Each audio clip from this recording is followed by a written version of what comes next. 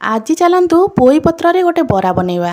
नमस्कार, मु रश्मि यूट्यूब रे आपण समस्त को स्वागत। यही बरा को आपण माने पखाल सहित हो कि गरम भात सहित सबुथिरे खाई परिबे। सबुथिरे खाइबा को एटा बहुत ही बढ़िया लगी थाए।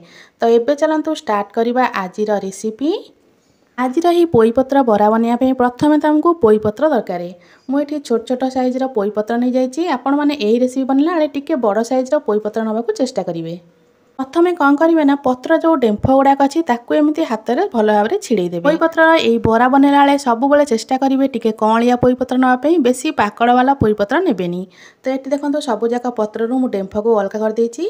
एबे पोई पत्र को आम रखा साइड रे। एबे चलतु गोटे बैटरटे बनैबा। गोटे बैटर बनवाई गोटे बाउल में मुझे देदेछि 2 ରୁ 3 चामच भाया बेसन। 2 ରୁ 3 चामच बेसन सहित देउछि 1.5 चामच भाया कॉर्नफ्लावर। आपण मैंने ये चाउल गुंड यूज करेंगे।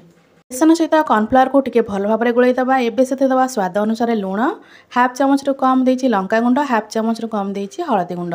एथिरे अल्प पानी देकी याको भल भाव में टिके गोलई दबा। जदि आपको आज ही रेसिपीटी भल लगे वीडियो को लाइक करेंगे, शेयर करेंगे, चैनल नुआ थे सब्सक्राइब तो निश्चय करदे।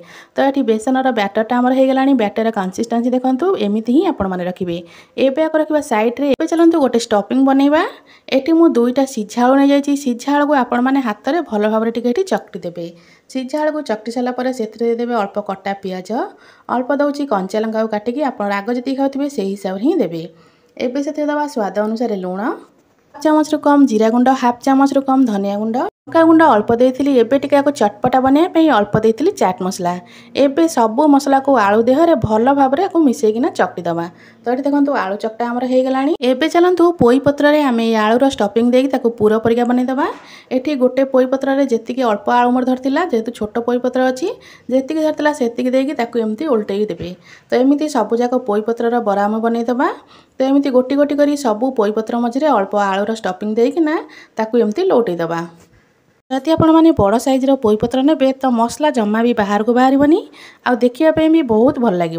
तो ये देखो सेम प्रोसेस रे मु सबुजाक पोई पत्र बरा ये बनई देछि। ये मु 10टा पाखापाखी पोई पत्र बरा ये बनई देछि। एबे आम जो बेसन बैटर बन रखिले पोई पत्र को से देदेबा। एमि देखो आपको एमती ही बुड़ेकिना पोई पत्र को बेसन में भल भाव में बुड़े सारा पर एबे आपको आम छाणीबा।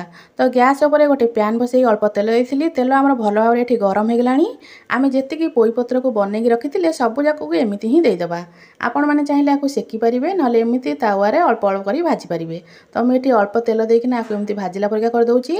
एटी मु सबुजाक पोई पत्र को देदेछि। गोटे पट पूरा भल भाव में होगला आपण मैंने आर पट को लौटेबे। गैस फ्लेम को मीडियम रखिथे। मीडियम फ्लेम रे 3 ରୁ 4 मिनट पर्यंत भाजबे। 3 ରୁ 4 मिनट पर यहाँ आमर बहुत भल भाव में भाजी हो।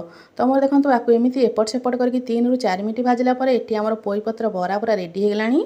आपण आपको पखाल भात सहित हो कि गरम भात सहित सबुथिरे खाई परिबे। सबुथिरे खाइबा पई बहुत ही बढ़िया लगी थाए।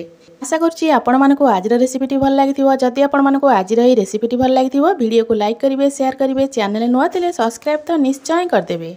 पुणी आसबि गोटे नुआ रेसिपी नहीं से पर्यंत रोचे। नमस्कार, जय जगन्नाथ।